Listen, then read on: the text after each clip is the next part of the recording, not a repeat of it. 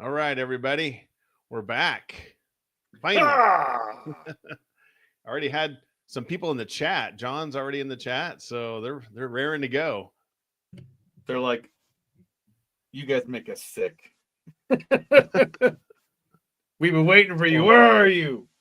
Where are you people?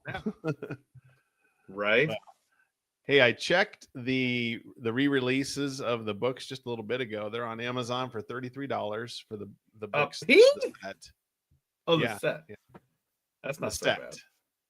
So I think it's 4, and then Chimney Rock is separate. It's $8.99. But yeah, so you can go get the original Edward Packard books with the original art, original text. Nothing has been changed.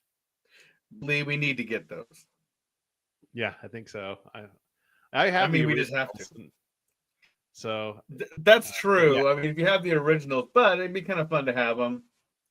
Get them Well, gold plated, hang them from your windshield. like baby shoes. Like baby shoes. Yeah. Can I dip this in bronze? Yeah, get them bronzed. Get a birth certificate. I'd tell you the first guy that was like, take them baby shoes and dip them in liquid bronze. That's what you got to do. Pure genius. Dude, that's a dated thing. There ain't nobody bronzing the baby shoes now. No.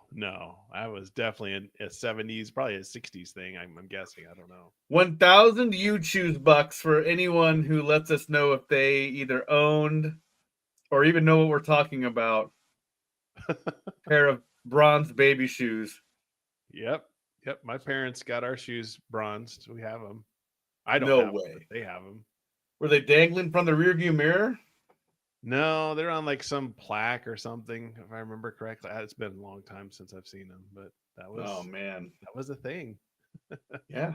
I can see Eddie when he gets his Choose Your Own Adventure pack. He holds them, swaddles them with a blanket, and holds them.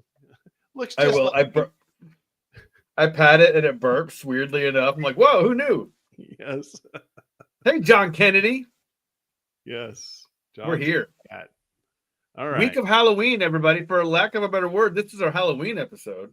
Oh, geez. That's it's not really a Halloween theme, but we're gonna be traveling in time, if that helps.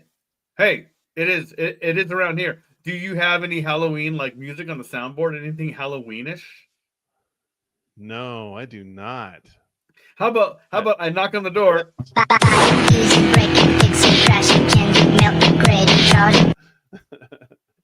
Also, I can have a knock on the door, and who is there? But the only one and only Macho Man for Halloween. Oh, yeah. He's always here. Oh yeah! That's how he says trick or treat right there. Yeah. He doesn't say trick or treat. It's just ooh yeah. Yeah, I apologize. I was ill prepared. It didn't even dawn on me. I was like, oh yeah, it is Halloween. But that's okay. Go ahead.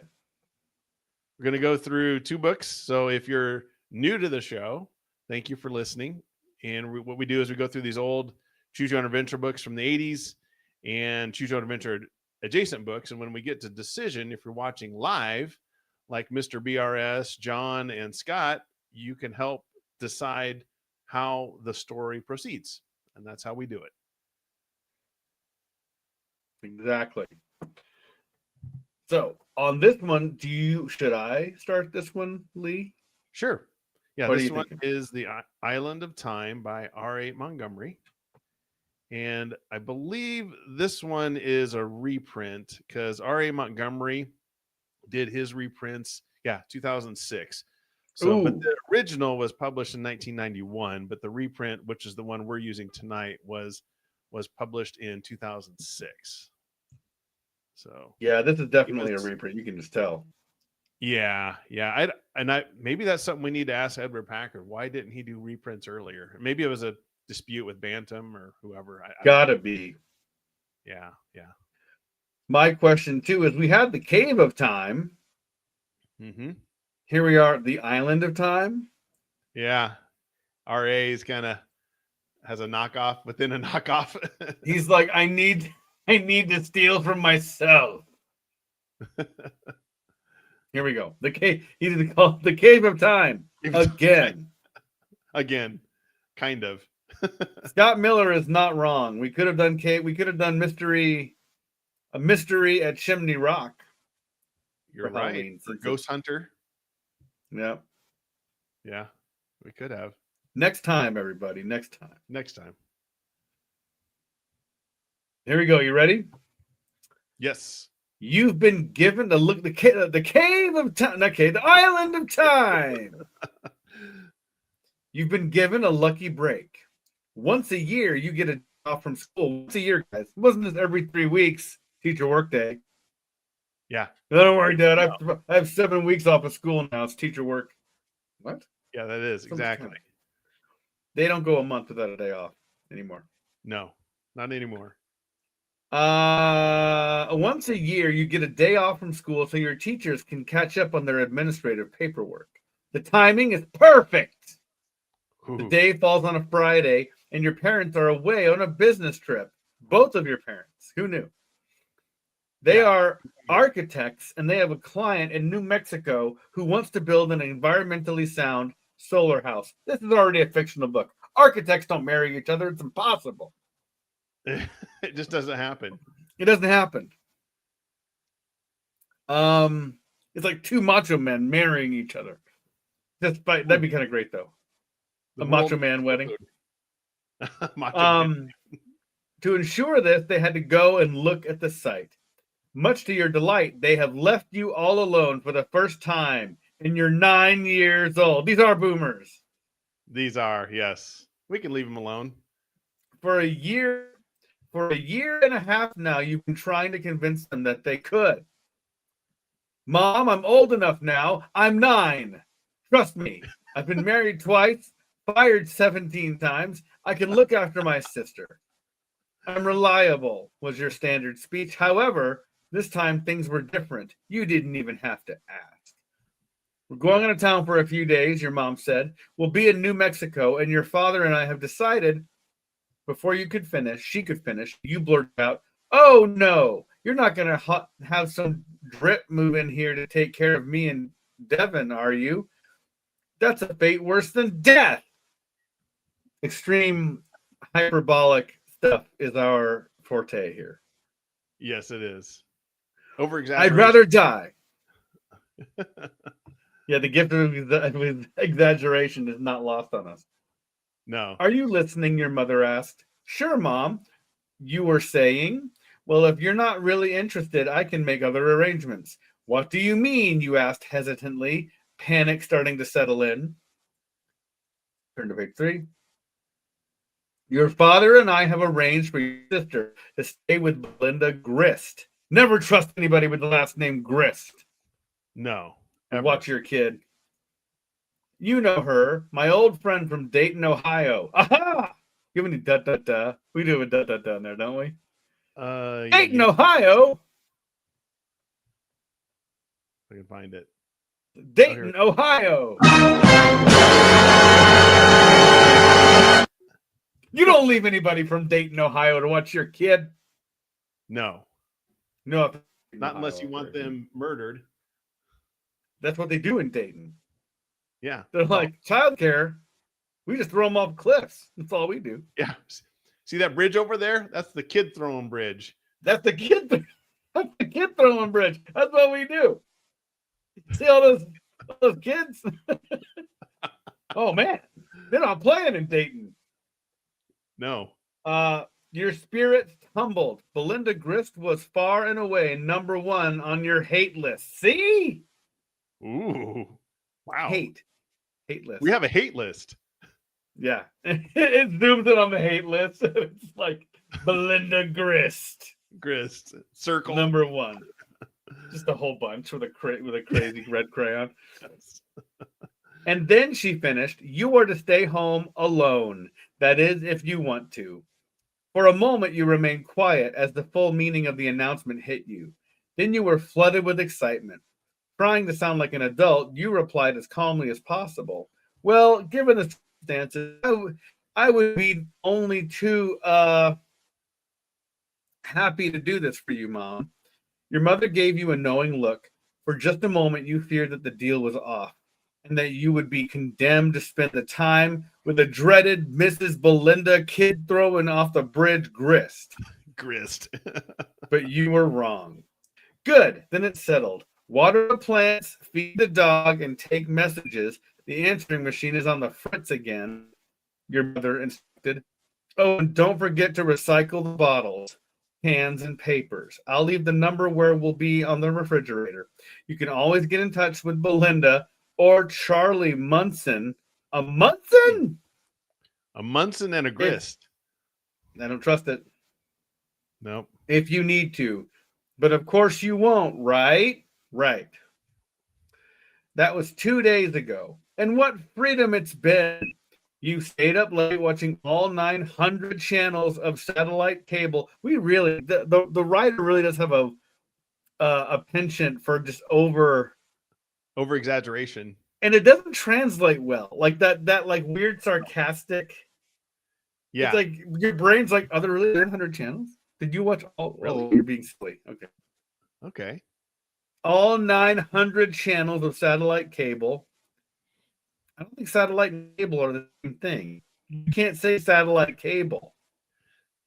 Yeah, maybe back then they did because you had the big satellites and they called it cable, I guess. But it was like satellite TV. It wasn't like satellite cable. Like those are two different things. Obviously, it's like saying it's he didn't know this or didn't. He's like, you know what? We're just gonna bunch up satellite and cable together.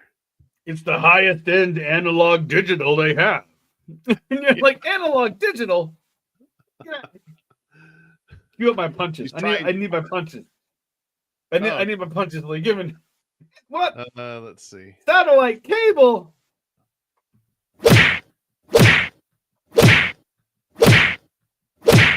And then.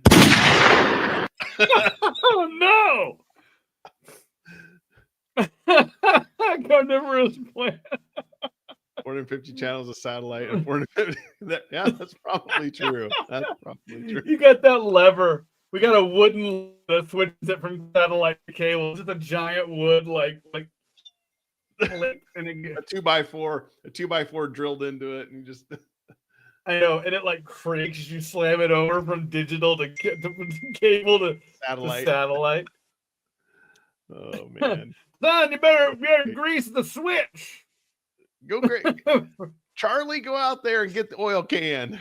Put that switch grease on. You got to switch from cable to satellite. Get the cable grease. Get that cable grease out. There's a big bucket that just says cable grease. Cable spelled with a K. You're like, oh man, it's got a paintbrush in it. Like, oh man, yeah, I don't want to paintbrushed it on. Grease the switch. All right.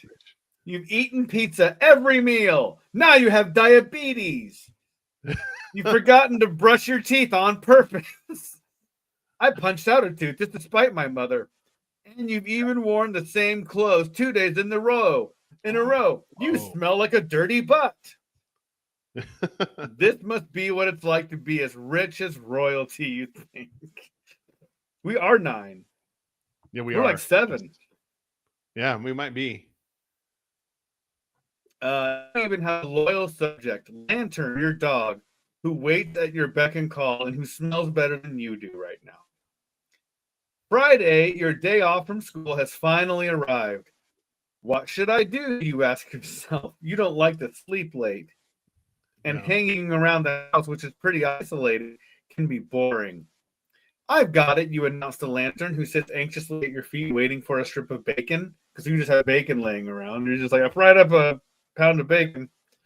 I just have Lantern will eat. There's my bacon necklace. Lantern will eat anything. Does he want bacon or anything? I don't understand. He's your dependable garbage disposal and 4-legged trash can. We'll go to Providence Island. How about that, you say? Giving him another strip and slapping him playfully on his snout. We just have bacon laying around? I guess. It just goes to the cupboard. And the author at his house, he's like, yeah, we got that bacon plate. You know, you guys got like breath mints or whatever at your house. We got a bacon bowl. Instead of Werther's, we have bacon. Just piles of bacon. Just piles of bacon. Here you go. Hey, here's some road bacon. Lantern gives you a kind of nervous yawn, a cross between a question and a squashed yip. He likes the bacon, but you're not so sure about the announcement. At the moment the telephone rings, you hate telephones. They always interrupt what you're doing, which is Wow. feeding your dog bacon. Yeah. You think about answering it, but then you remember your mother's instructions. And yet, if you just let it ring, who will know? If you decide to answer it, turn to page 85. If you decide to ignore the phone, turn to page 14. All right. You know, Eddie, the first thing I noticed about this at the beginning where it says, let's see, you had to beg your mom to leave you home alone. You can tell this is in the 90s because in the 80s, you had to beg your parents not to leave you home alone.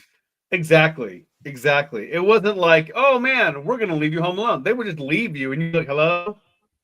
Yeah. Hello? Oh, I guess I'm alone. Like they just leave you. Oh. Yeah. But There was no. these illustrations I don't love. I sound horrible tonight. Like I'm like Yeah. being too critical, but this book I don't love the illustrations. They look too airbrushy. They're very like charcoal. Yeah.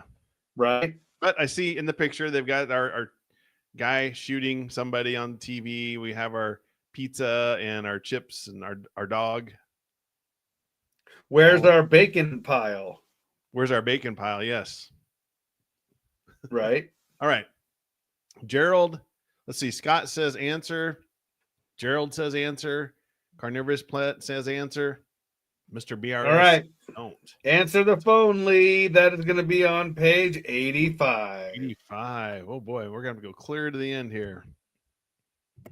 Come on. Here we go. 85. Staying alive at 85. If I can get there, man. Yeah, they have the charcoal illustrations here. Yeah. He's like, I got good news and bad news. What? I'll charcoal do the illustrations. Yeah, exactly. Oh, good. What's the bad news? That was the bad news. That was the bad news. So I changed the layout, Eddie, to a little more Halloween themey. If you can see. Ah, look at that. See? Yeah. I already feel more Halloween already. Yes. There's something about a ringing telephone that has always bugged you. Instinct says this call probably spells trouble, but the ring tugs at your conscience. Against your better judgment, you answer it. Hello, you say cautiously, ready for bad news. There's a pause, a sound of electronic beeping, and then a familiar voice comes on the phone line. You can't believe it. It's Belinda Grist of all people. Ah! Dang it. I knew she didn't answer the phone. I knew it. I'm just calling to make sure you're all right, she says in her syrupy, do-good voice. Syrupy. Your voice is syrupy. Okay. That's a good one. Like, I hate her already. I know. For a fleeting moment, you think about letting out a gasp, feigning cardiac arrest, and choking out your thanks, choking out your thanks that somebody is finally called. But you let the idea go almost as quickly as it forms. Fine, you say. Couldn't be better. Thanks for calling, but I got to go right now. You quickly hang up the phone as if you were a poisonous snake ready to strike. Relieved, you slump into your chair. Wow. We act like we're 83. I swear, man, like they're not you weren't good enough. You weren't mature enough to be left home alone yet. Liar. Wow. He's really trying to almost over describe how alone we want to be, I guess. Like you contemplate every day killing your family. Like, oh, all right, here we go. Dark. 21. That was close, you say to Lantern, who seems to be hoping for more bacon. The telephone rings again. This time you refuse to answer it. Let it ring, you say to yourself. You laugh, enjoying the power you have over the phone.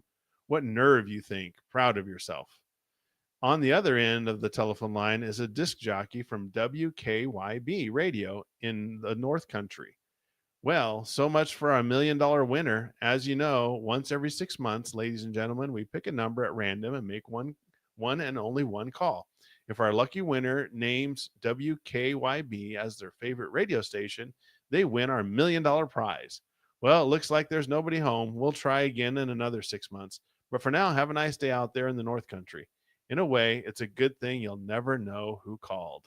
The end. Wow, that's a good ending. Whoa! Just so silly, but that is the most anticlimactic. Wow. But just all right, it just rubs in the salt of our bitterness, I guess, of wanting to be left alone. Yeah, this Scott Miller should be for... named. Congratulations, you're an idiot. Wow, that ended so quickly. Yeah, well, this one. Does that have like the record for quickest ending? I don't know. It's got to be close. Because we made one decision. We made one decision, right? No, was it two, or was it only answer the phone? Just answer the phone, I think. Yeah, I think it was one decision. It's actually kind of there's no time travel. At least I'm not that. Not we didn't travel through time at all. Yeah, Mr. BRS. No. Wow. Well, we kind of did. We were so slothful. We were so slothful that we thought time had stopped, I guess. That's just bonkers to me. We didn't even travel through time. We ate a lot of pizza, apparently. It's kind of like you're not you are a shark. You're not going to travel through time. Dude, you're not joking. This is you are a shark. Just with time, I wonder how many of these endings actually do travel in time. We'll have to see. But there's only one, bro. Probably like one. Yeah. Let me see how many endings are on this one. I think it has a fair amount.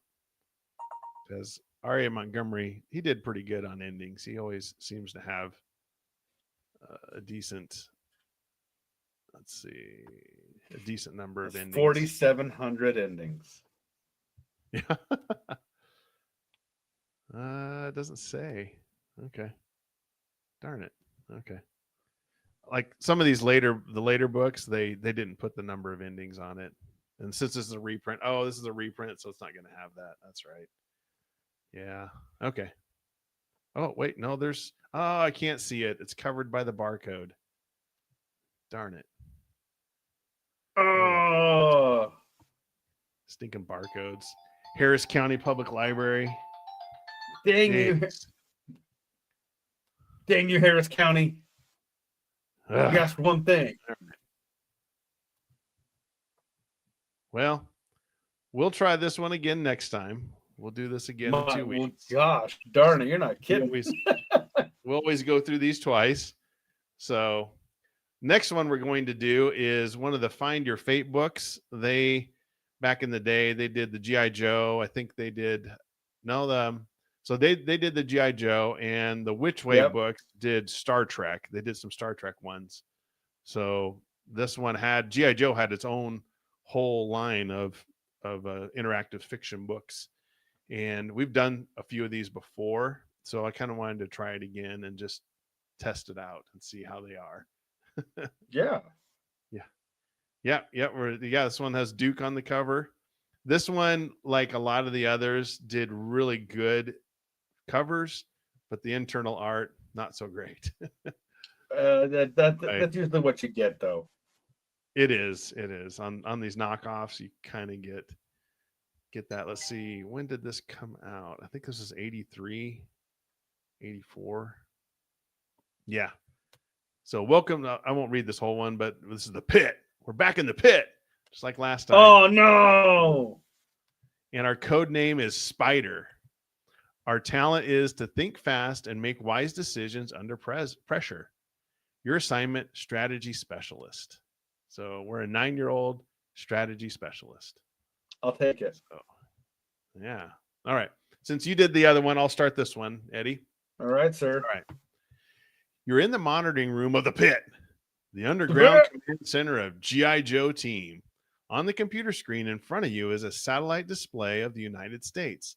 Suddenly, the warning panel lights up. The geokinetic sensor is flashing red alert. Quickly, you hit a few keys and zero in on the hotspot. According to the central computer, a large part of South Dakota has just been blown up. Immediately, What? you alert Hawk, your commanding officer and leader of the team. You give him a quick rundown on the situation. Collect all available data, he orders, and meet me in the briefing room in 5 minutes. Back at your station, you start punching away at the keyboard. It's plain to everyone in the monitoring room that this was not a simulation or a test. It was the real thing. Behind you, the high speed printer spits out readings from the blast site. As the machine clatters away, you prepare yourself for action. The training for the Joe team was intense. So even though somebody has just turned up the flame in the Dakotas, you know that you can stand the heat. You're ready for anything. When the printout is finished, you fold it under your arm and hop the elevator down to level 4. When you reach the briefing room, you find a GI Joe team already assembled. Hawk introduces each member and details his or her military specialty. To his right is Duke, an airborne infantryman and acting first sergeant. Next is Lady J, covert operations expert with a specialty in intelligence. Rock and Roll is a rock steady infantryman. Bazooka is a missile specialist, and Barbecue is a firefighter. Leaning against the back wall are Thunder, and an artillery specialist, and Roadblock, the heavy machine gunner. You are introduced as Spider, an electronics expert and skilled in martial arts, all who has trained with Snake Eyes, the Oh, hand-to-hand combat instructor of the Joe team. This, says Hawk abruptly, is the situation. He activates a satellite film on a wall-sized monitor. The Black Hills of South Dakota come into view. You all watch as the hills are ripped apart and a deep gash is opened in the earth. As you can see, Hawk continues, our country has absorbed an attack by some explosive power, but the source is unknown. We already have advanced intelligence reports, but they offer no explanation for the maximum duty access surface at the center of the blast site. You turn to the guy next to you and ask, what is he talking about? That means that there's a road leading into the blast site, Rock and Roll whispers, and no one knows how to got there. This is the work of the international terrorist group Cobra, Hawk continues. Our mission is simple. We investigate the area around the blast site, we uncover the Cobra plot, then we take the necessary steps to foil the plot. Are there any questions? The room is silent. All right, check over your gear. We lift off at 0600 hours. As the team members start to file out of the room, Hawk calls out, Spider has the latest technical printouts. I want everyone to pick up a copy and study the data. Roadblock groans, hey, Thunder, pick up a copy for me, all right? I've got to go clean my weapon. Reading technical reports is not very popular with some of the team. Turn to page 10. All right. At 0600 sharp, the GI Joe team lifts off. A few hours later, the C-130 transport plane touches down at an abandoned airstrip in the hills of South Dakota. You climb into the lead jet with Hawk, Barbecue, and Lady J and rumble down a barren dirt road to the edge of the blast site. The other Jeep follows. You're not going to sell a lot of postcards of this place, Hawk says. You look out over 4 square miles of jagged rock in the center of a deep split that is slashed through the Earth's crust. Just visible is a smooth gravel road. It looks like an earthquake, says Lady J, but the rock structure is all wrong. It couldn't have happened naturally. Cobra isn't natural, says Hawk. He scans the terrain with his binoculars. I see a route down the western edge where we can gain access to that road, but I want a lead patrol to check things out for the main column. Any volunteers? Roadblock, Barbecue, and Lady J step forward. Excuse me. If you want to volunteer to join the lead patrol, turn to page 5. If you decide to stay with the main column, turn to page 6. So do we volunteer to join the lead patrol or do we stay with the main column? Let us know in the chat. Yeah. This sounds like the Badlands. Yeah. That'd be funny. They go to the site like, oh, wait, this is the Badlands. Never mind. Nothing Never happened. mind. We're good. We're done. It's okay. Lead patrol. So we already got a vote for lead patrol. Was Hawk the one in the movie? He was the brother of Duke. I think Hawk was the brother of Duke. I think you are dead right on that one. Yeah. I didn't collect any GI Joes, but I remember the movie was pretty awesome, when it came out. Oh man, I had some GI Joes. Here, I'm gonna. And it's one of those things that like I never had as much as like the next kid. Mm-hmm.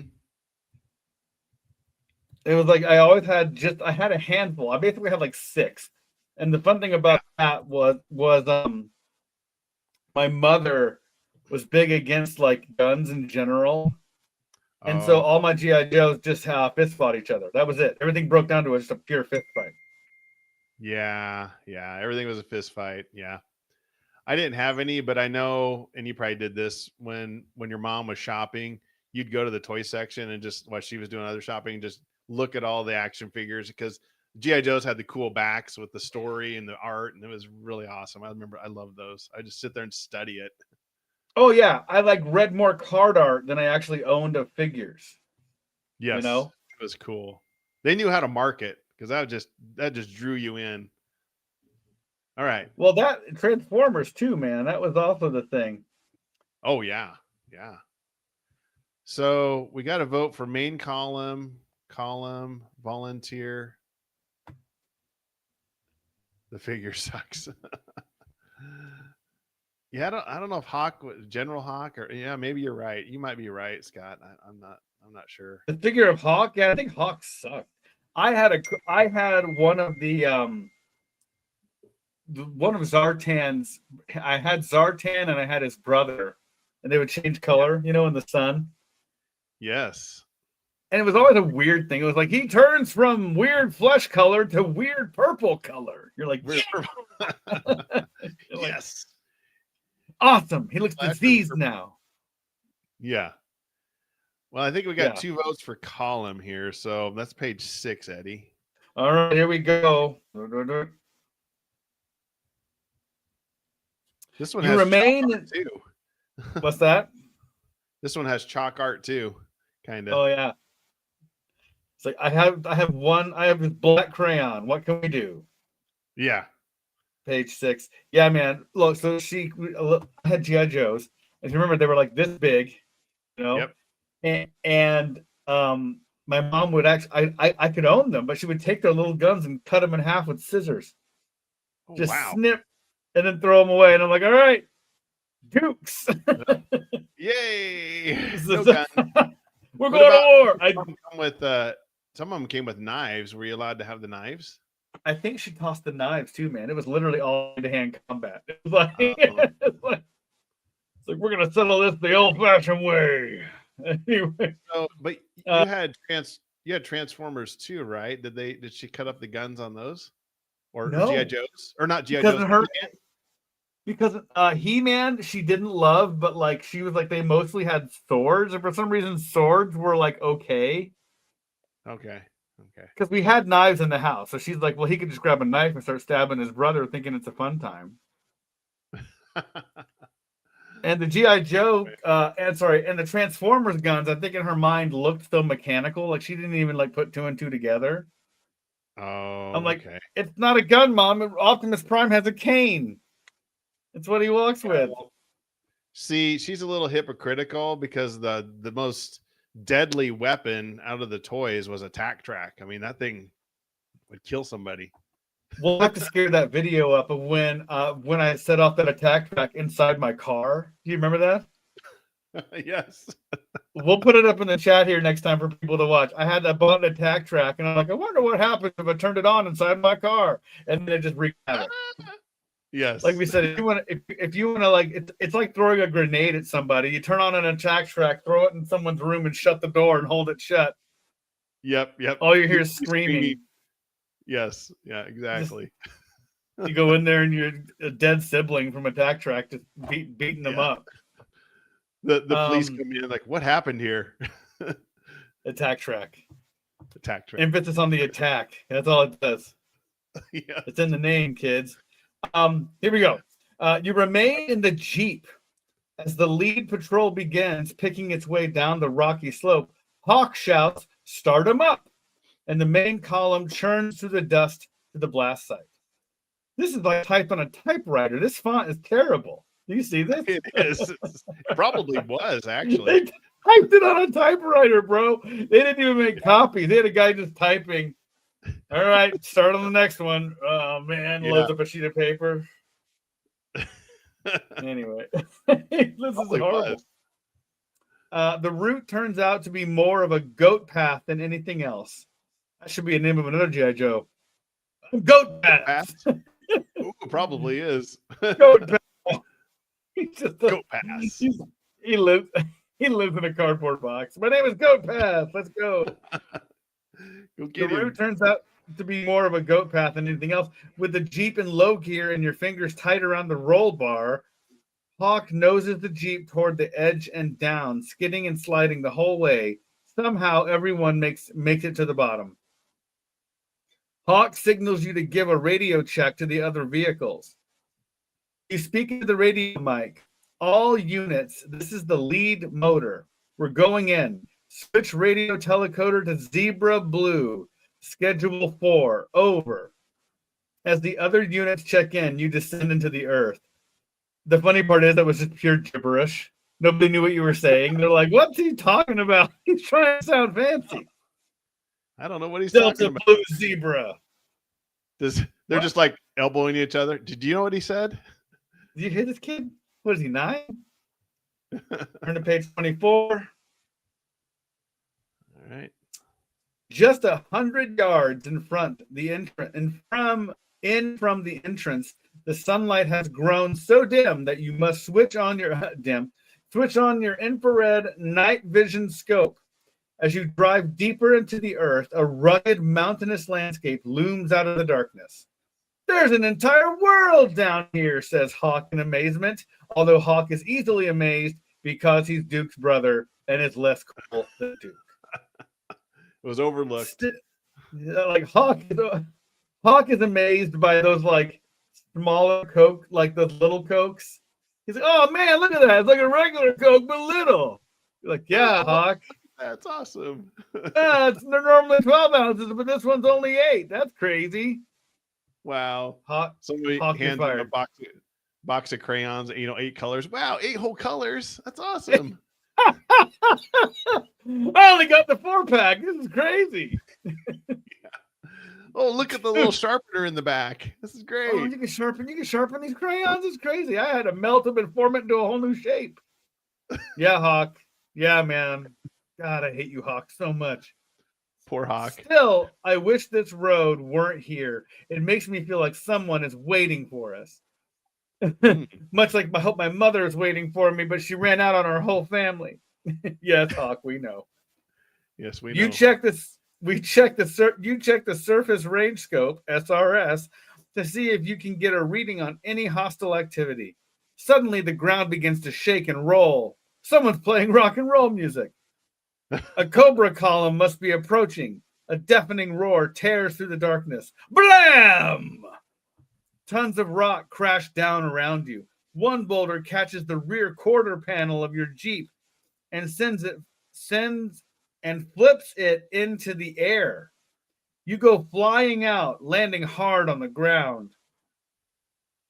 When your head clears, you survey the situation. Hawk is unconscious because Hawk fainted from the fear. Oh no. No. The Jeep has been destroyed. That's some marketing for Jeep there.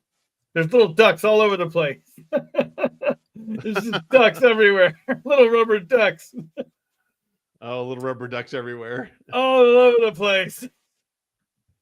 A few of the other vehicles are damaged, and some of your teammates may be hurt. It zooms over to Snake Eyes. He's got a femur sticking out of his leg. He might be hurt. Check your... Are you hurt? I can't tell. You check your SRS. He can't talk. He's just like sign languaging. Yeah. You check your SRS. The readings indicate that an armored column is approaching. Should you try to revive Hawk, or should you radio the backup Joe team? Ooh. If you try to revive Hawk, turn to page 47. If you radio the backup, turn to page 9. Ah. We all know waking up Hawk's a bad idea. I'm kidding. Yeah. Yeah, I think so. I think it's probably not a good idea. Nobody likes Hawk. He's kind of like I don't know that he was his brother. I don't recall. I just don't remember Hawk that much. I remember Duke. Let's see if I can find. Who was the one that nearly died in the G.I. Joe movie? Wasn't that Duke? It was Duke. Yeah, that was Duke. Because they were going to kill him for real. Yeah, and they got so much backlash from the Transformers movie that they didn't want to kill him because the Transformers movie came out first. Yeah, here's Hawk. I don't see anything in here, at least not on the Wikipedia about. I don't think he was his brother. Was that Flint? It might have been Flint, bro. I can't remember. Yeah. Anyway, revive. So we got 2 votes for backup and 1 for revive. No, 3 votes for backup, 1 for revive. Okay, so we're gonna call. All right, backup it is. So that's page 9. Get some backup here. Yeah, here's our charcoal art.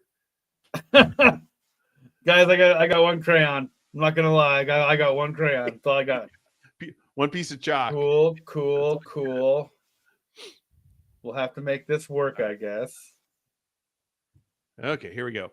You switch on the radio. Attention, this is Spider in the lead Jeep. Hawk is injured. Armored Cobra is coming our way. Turn over all vehicles. Let's make it look like that blast did us in. As the others follow your orders, you check on Hawk. He's come to and doesn't seem seriously hurt. The Cobras are only 100 yards away now. You creep back to the wrecked Jeep. Safely hidden underneath, you wait. Slowly, the armored column passes by. A Cobra trooper walks around the Jeep, but he doesn't check it carefully. Thunder has set a wrecked Cobra APC, armored personnel carrier, on fire. It was a smart move and attracts a lot of Cobra attention. 2 more Jeeps pass your position. Then the APC that's bringing up the rear pulls up by your Jeep. The Cobra in the left front seat looks like the column leader. You roll out from under the Jeep and dive into the APC, nailing the driver with a powerful sidekick and sending him flying over the windshield. A split second later, your machine pistol is behind the column leader's ear. You bend over him and whisper, "Cool out, Cobra. This column has just been captured." Oh, wow. I love the lines. 9-year-old. I hate us. Yes. Page 32. Holding the gun to Cobra's head. Literally. 32. All right. I will instruct my men to prepare themselves for your orders. He hit. Oh, that isn't right. No, it is. Okay. I'll instruct my men to prepare themselves for your orders, he hisses. Slowly, he raises his gloved hand to the radio, transmitter strapped around his throat. All Cobra troopers, complete your mission. His hand darts to a red button mounted on the side of the transmitter. You try to stop him, but he's too fast. He pushes it, activating an injection. Instantly, he slumps over in his seat, unconscious. Nice. You glance around the other Cobras. It's the same thing. How are you going to conduct interrogations when they're all dropping like flies? It's only a knockout injection, but you have no way of knowing how long they'll stay under. It could be days. You spot a huge Cobra trooper staggering around. You leap out of the APC and run toward him, calling, "Duke, Thunder, Bazooka, anybody, bring the med kit, fast." When you reach the Cobra trooper, he's fallen to the ground. A second later, whoosh, Thunder slides alongside him. He's already got the kid open. Duke pulls out the Cobra's sleeve. Give him a shot of adrenaline. We've got to keep him awake. As Thunder works on him, Duke leans down and tells the Cobra, "You're in the Cobra debriefing center. Report your mission. Report your mission." With a slurred voice, the Cobra trooper responds, "Dragonfire." You look at Duke. That could be it. Turn to page 17.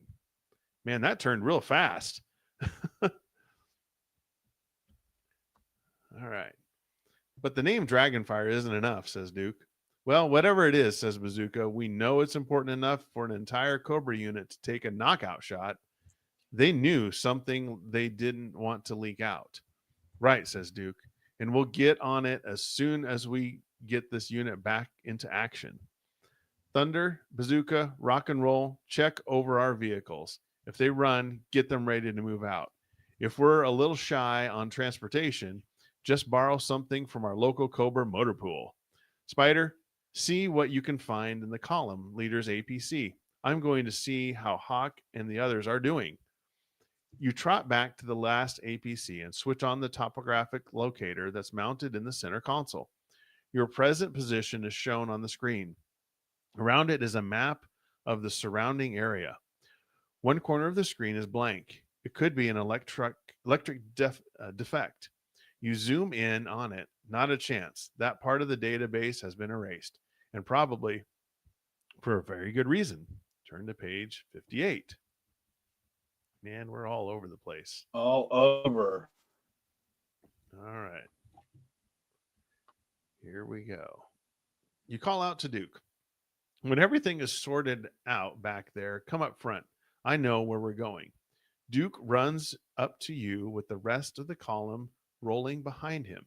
He jumps into the front seat and you hit the ignition switch. The Cobra APC rumbles to life. You point to the topographic screen and say, "This area is dark because the database for it was erased. It's got to be top secret." You're probably right on that point, says Duke. Let's roll. You slip the transmission into gear and lay on the gas. Crash! The APC leaps back, ramming the Jeep behind you. Duke looks over at you. Spider, my good friend, a Cobra armored personnel carrier is not a Volkswagen. Why don't I drive? You can sit over here and use the electric gadgetry to navigate. Is he kidding? If he thinks you can't even drive an APC, how does he expect you to help uncover Dragonfire? On the other hand, Duke is acting first sergeant. So let us know in the chat. If you ignore Duke, ram the transmission into the proper gear and peel on out. If you switch seats with Duke, turn to page 19. So do we ignore Duke or do we switch seats with Duke? Let us know in the chat. All right. Good old Duke. I know. I will say, and I said it in the chat, but I'll say that the Snow Job was single-handedly the worst G.I. Joe name. That's right. We had all. That Snow Job. I remember watching the show and they were like, "Snow Job," and I was like, "Huh? What?" So weird. Yes. I remember last time we did a G.I. Joe book. Yeah, Snow Job was the one in there. We're like, really? This is. I think there was one named Sewer Rat too, or something like that. Chuckles. Chuckles. It's real. Chuckles. Chuckles. Chuckles. On Chuckles. You're like, get him out of here. Yes, it was Chuckles. All right, we got ram it, ignore, switch, ignore. So I guess ram it. We got 1, 2, 3 for ignore Duke. Yeah, because switch seats would be ignore Duke, or no, be switch seats. Yeah, ram it would be ignore Duke. Yep. Is that 78? That would be 78. Yep. We just ignore Duke. I'm like, nope. I'm doing what I want. God, this is so dumb. I can drive, you growl at Duke, even though you're 9 and you can't.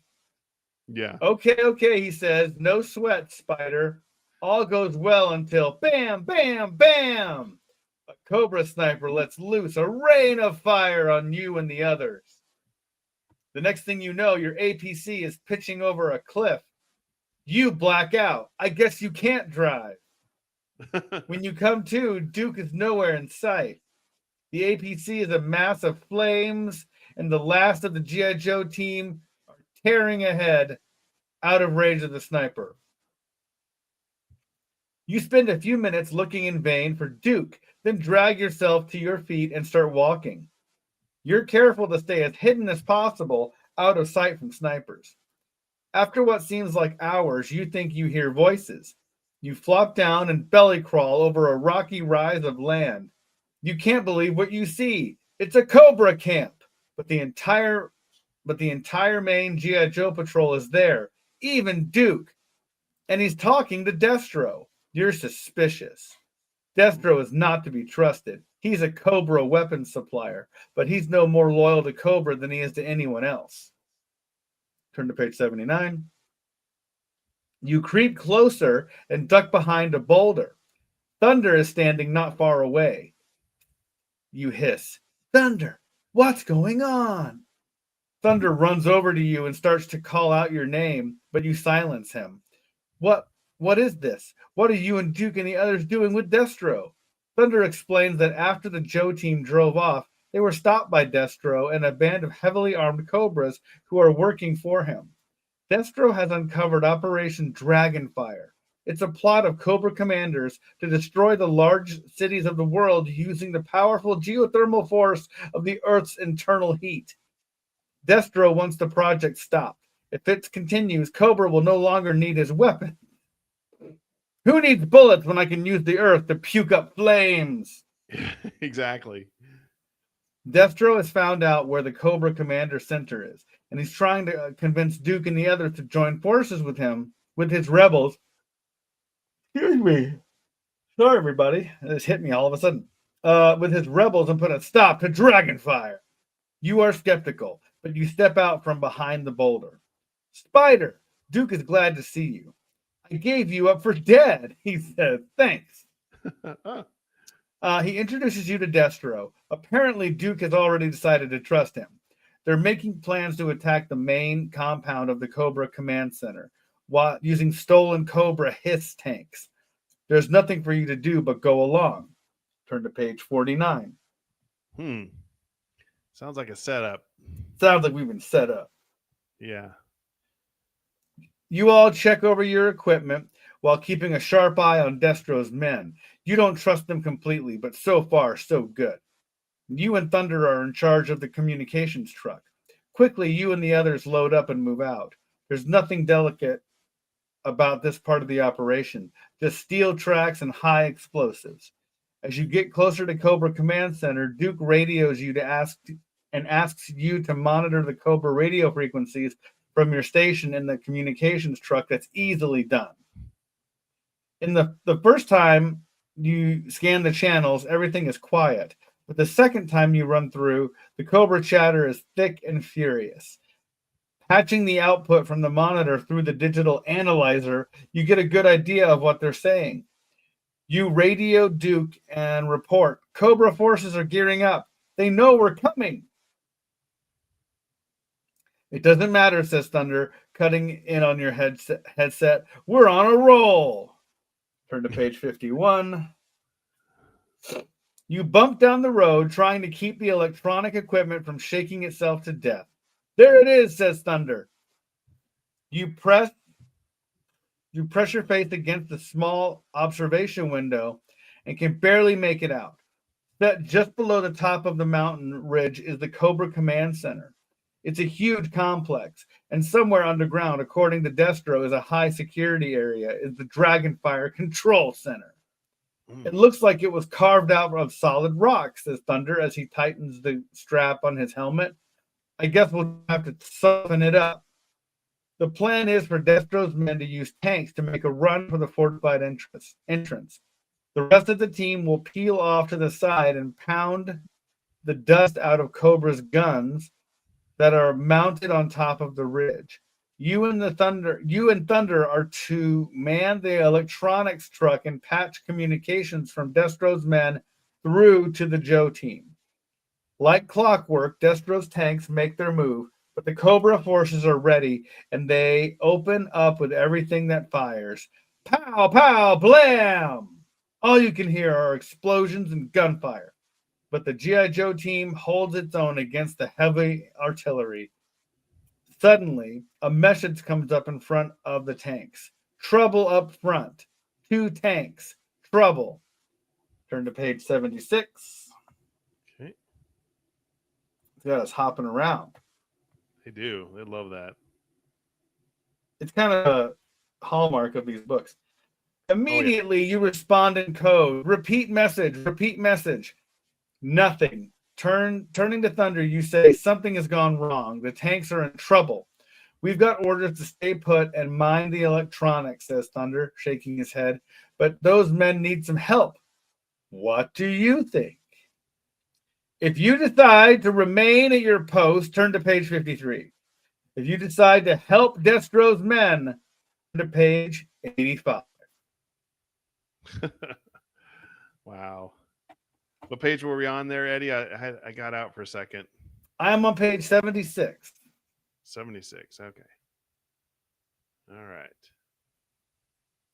Let us know in the chat. It's a trap. Yeah. I think it is.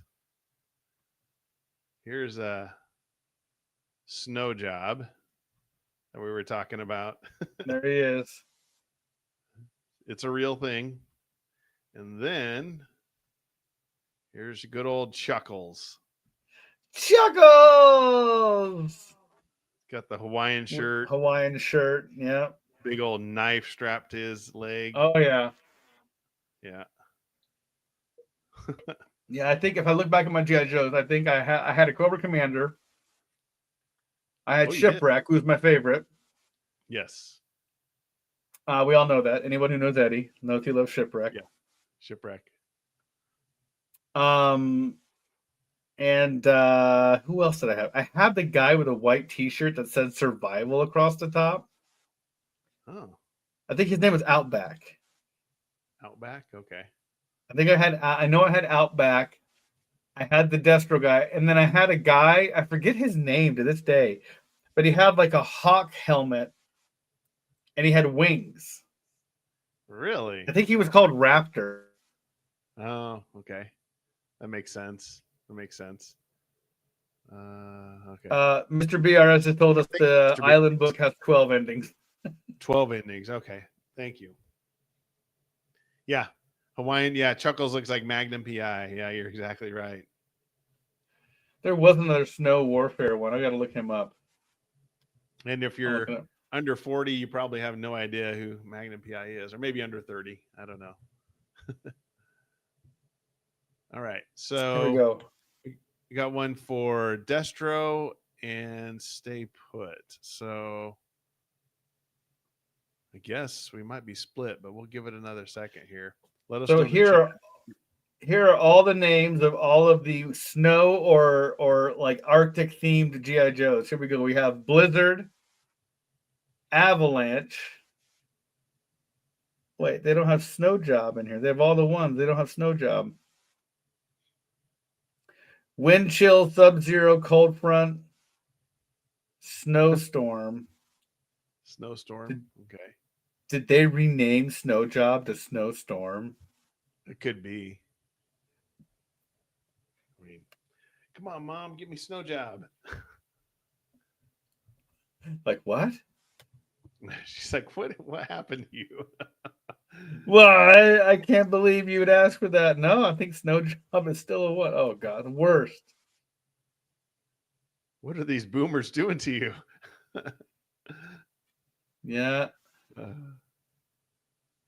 All right. Well, we might be split then, Eddie, because we have Destro for one vote and Stay Put for the other vote. Do we have to flip the coin? I think we're going to have to flip the coin here. You choose coin. All right. I say heads, it's Stay Put. Tails, help out Destro's men. Okay. Tails, Destro. So, help Destro's men. 85. 5. That would be me. All right. Here we go. 85. Come on, Thunder, you yell. Let's give them a hand. They might need more than just a hand. Thunder reaches under his seat and pulls out a small satchel of high explosives. Slinging it over his shoulder, he joins you alongside the truck. The tanks are a few hundred yards away, just in front of the narrow entrance to the main gate of Cobra Command Center. But they're not moving. They're all jammed up behind the number 2 tank, says Thunder. I don't think there's anyone inside it, you say. It looks abandoned. There isn't a lot of cover between us and the tanks. Thunder is staring at all the open ground the two of you must cover. Then he nods and yells, "Let's do it." You and Thunder take off racing towards the tanks. The Cobra gunners behind the wall concentrate their fire on you. Page 45. The bullets dance into the ground, but somehow you make it to the abandoned tank. You leap onto the top, then drop through the hatch to the inside. Thunder drops in alongside you and says, "Not going to last long sitting here like this. That tank in front of us was destroyed by the direct hit. And I don't know if we've got enough room to back up. What do you want to do, Spider?" If you decide to turn around and try to regroup with the rest of the G.I. Joe team, turn to page 52. If you decide to try to climb over the wrecked tank in front of you, turn to page 71. So do we regroup or do we climb over the wrecked tank? Let us know in the chat what you want us to do. Yo, Joe. Yo, Joe.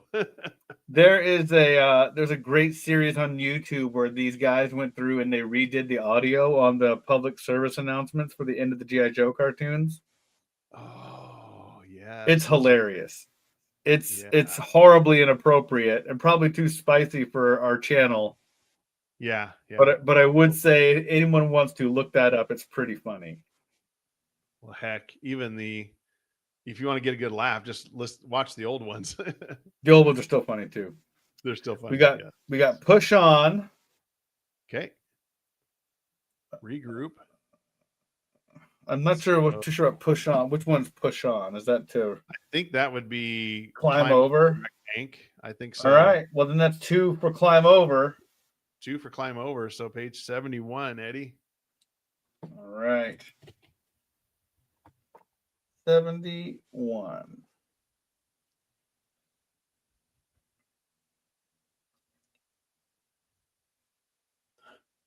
Pushing the hydraulic controls into forward, you say, "Next stop, Cobra Commander's private office." You lurch forward and begin to climb up the tank in front of you. "How did you learn to drive one of these?" asks Thunder. "I didn't." You give it the gas and make it over the first tank. Then the massive tank rams through Cobra's main wall. "Well, you're doing all right for the first time out," Thunder says. Then he adds, "Hold it a second. I want to open the gate." He rotates the tank's turret until its main cannon is aimed directly at the gate in Cobra's wall. "This will do it," he says. He punches the button labeled fire. Kablam! Thunder checks his sights and says, "Piece of cake. Here come the other tanks, and the Joe team is right behind them." "Well, let's get going before they run us down," you say. You spin the tank around and charge across the compound, heading straight for the command center. 50 yards away, you call, "Thunder, let him have it." He loads another shell from the automatic magazine and fires off. Wham! From your driver's sights, you can see that the door to Cobra Command Center is just twisted metal hanging off its hinges. Turn to page 14. Oh, man. We're about to win the day here. 9-year-old drive a tank. You ram right through the doors and find yourselves navigating down a Cobra corridor at just a notch under top speed. You clip off a string of lights that hang from the ceiling, cutting around a corner and almost flatten a squad of troopers. You expect them to fire at you, but they don't. "I don't know," says Thunder. "Maybe they race tanks through this place every afternoon." "Get serious, Thunder. Who do you think you are, Chuckles? We gotta find the central control room. Do you have any ideas?" Thunder switches the forward observation screen to wide angle and says, sure, like anybody else, will follow the signs or ask for directions. For instance, will you slow down? I'm having trouble reading these. That one says high security area, and just up ahead, there's a sign pointing to lower level 111. It's up to you.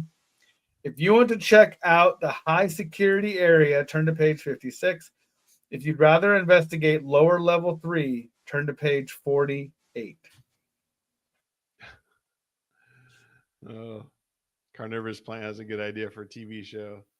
Modern That's so has funny. all these merchants working as baristas at a coffee shop. They make a mean cup of Joe. That'd be hilarious. They're all just sitting there like male pattern baldness. That was good. They're all out of shape. Joe. Yes.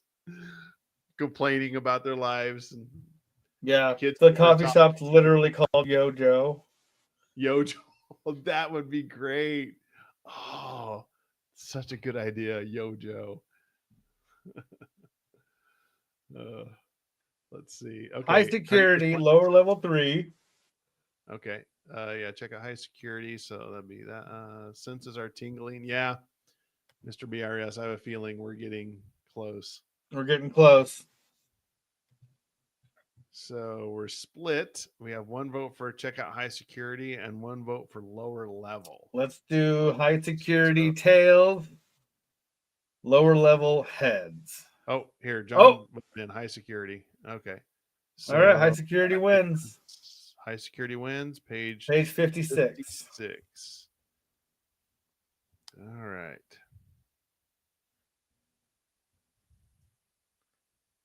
All right. Driving the Hiss tank, you approach the high security area. Automatically, an armored door slides open to reveal an enormous room. In the cool blue light, you make out rows and rows of highly advanced electronics processing equipment. This must be it, you whisper to Thunder. Anything as big as Dragonfire would require this kind of support equipment. This is definitely it. Well, what are we waiting for? Let's short circuit this operation. You ease the Hiss tank into the room and the door slides shut behind you. There's so much here, you say. I don't know where to begin. Suddenly, a voice comes over your radio. It is quite impressive, I know. Perhaps you should take a moment to enjoy it. Who is this, you demand? Identify yourself. You come all this way to investigate my operation and you don't even know who I am? You really should have been briefed in greater detail. Thunder's trigger finger begins to twitch. That's Cobra Commander, he says. The big banana himself. He's got a bad attitude. I say it's time we teach him a lesson. Turn to page 57. Thunder centers his sights on the biggest computer complex in the world. When they're locked in, he punches the button. The main cannon roars and you brace yourself for an explosion, but nothing happens. How could I have missed? It's right in front of us. Thunder fires another shell, but again, there's no hit. A wicked laugh comes over the radio. There's a good reason why my computers remain undamaged. Suddenly, the entire scene vanishes and you're left staring at a blank space. What you have just seen was a multi-dimensional laser projection of my operation. The actual Dragonfire control center is still fully protected, and it will remain that way. Turn to page 62. The voice on the radio has taken you by surprise, but you manage to ask, what's going to stop us from going after the real Dragonfire? Well, for one thing, even the floor that you drove out on was a laser projection. If you could check the outside, you'd see that your tank is currently resting on a narrow steel beam. Any movement you make will upset the balance. However, since I don't want you to sit there with nothing to do, I shall provide some entertainment. From his unseen position, Cobra Commander reactivates the lasers. Several scenes from both inside and outside Cobra Center appear. Then slowly, Cobra Commander himself materializes in front of the tank. First, you can watch as I deal with the G.I. Joe team, and that troublesome Destro. Then his voice lowers. You may watch as I begin to fool the whole world. The end. What? I guess we lost. After all that, we lost? Yes, we got tricked. Yo Joe. Yeah, Yo Joe. Well, did we die in either story. No, didn't die. He's not. We got really cut short on the first story, and this one went a little long. These ones tend to, though. They have you hopping all over the place. These tend to have short or not as many endings, but the Island of Time only has 12. I think we just happened to find the shortest ending out of the whole book, and this one was a really long one, so not as bad as the other ending. I don't know. The other ending was so stupid. It's kind of good.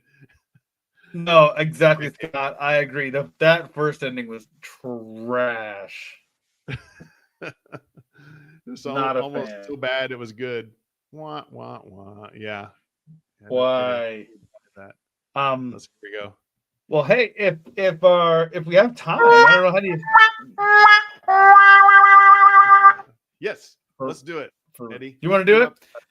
Halloween. We got our Halloween. It's like not even quite 5 minutes long, so bear with me as I try this here.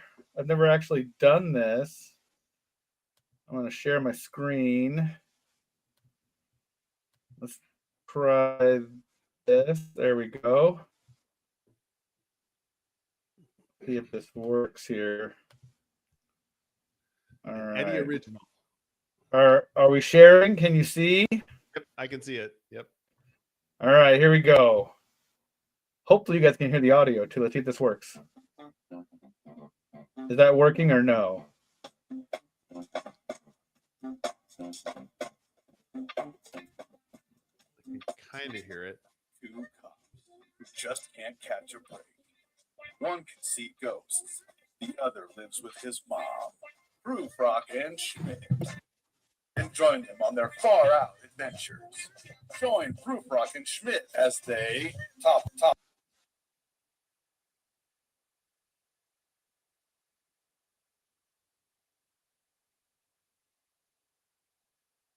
I think we lost it, Eddie.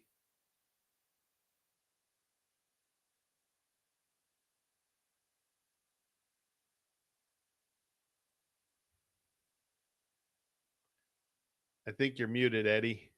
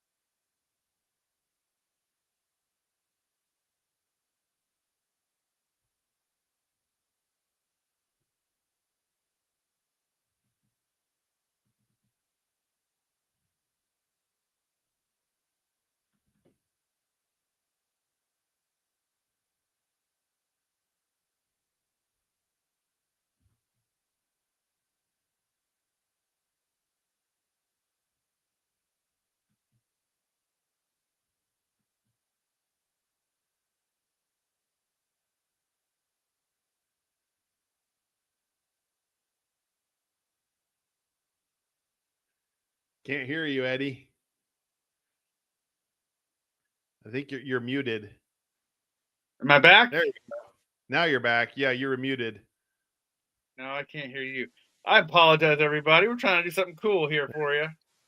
Shoot. I know. Hold on I can one hear second. you. Let me try one more thing here.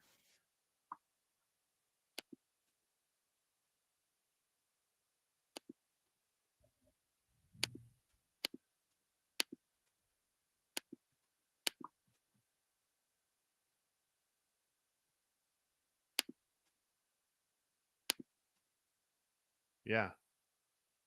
We'll try it one more time.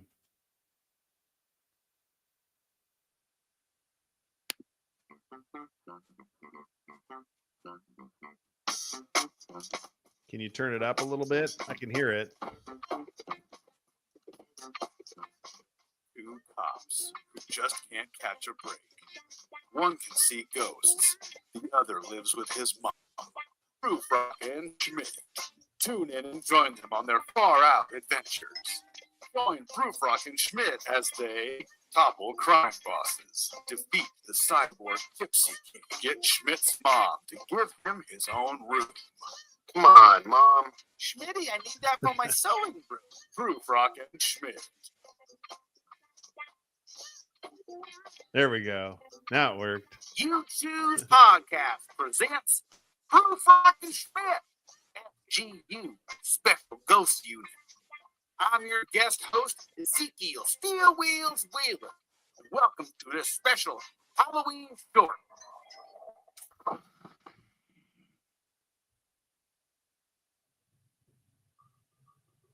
It's a crisp autumn evening. Chilly breeze sends leaves of red, yellow, and orange tumbling down the sidewalk in front of an ancient and forbidden cemetery. Standing at the gates of the cemetery is the world-famous investigators, Proof Rock and Schmidt.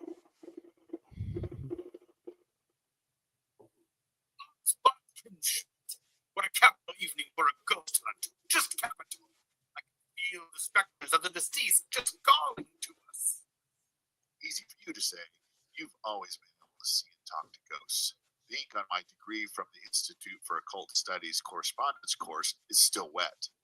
That may be true, my good sir, but you have the heart of a lion and the instincts of a world-class investigator. I just know you'll have an encounter with the phantasmagorical tonight. I'd bet your life on it. Thanks. Schmidt, my good man, would you please read the invitation that arrived so mysteriously on the front step of our office? Its mysterious wording eludes my memory at this moment. Sure thing. Proof Rocket Schmidt, please help me. My house is haunted. Yes, the mystery. What could it mean? I think it means that their house is haunted. I do believe you're right, Schmidt. What is the address of this house of potential paranormal perturbation? It just says Chimney Rock.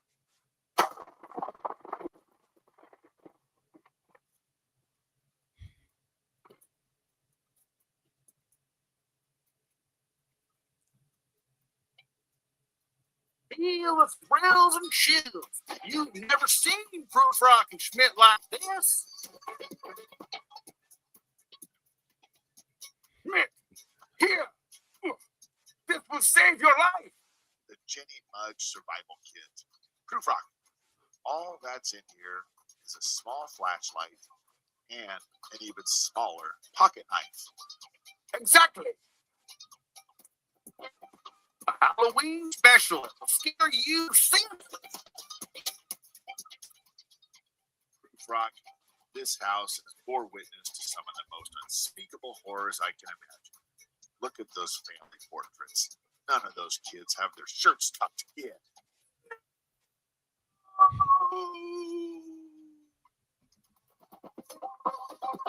Terrifying tale that'll haunt you for the rest of your goddamn life.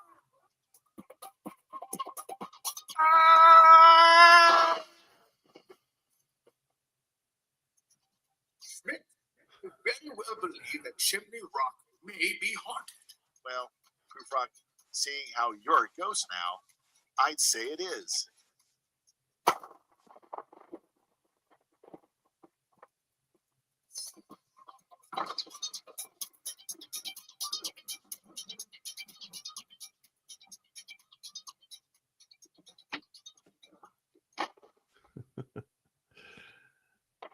Good job, Eddie.